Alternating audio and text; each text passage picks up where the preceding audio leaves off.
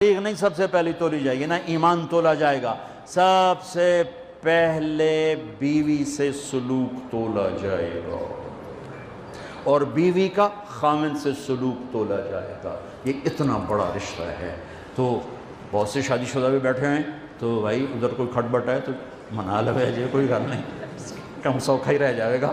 اظہار محبت کرو رشتوں کو، ماں سے اظہار محبت کرو، ماں کی خدمت کرو، باپ سے اظہار محبت کرو، بھائی سے، بہن سے، اور خاص طور پر بیوی ایک ایسا رشتہ ہے کہ یہ محبت کا اظہار نہ ہو تو اس میں پھیکا پڑ جاتا ہے۔ باقی رشتے تو ٹوٹتے نہیں، یہ ٹوٹ جاتا ہے۔ اسے توڑنے سے بچانے کے لیے ضروری ہے اظہار محبت۔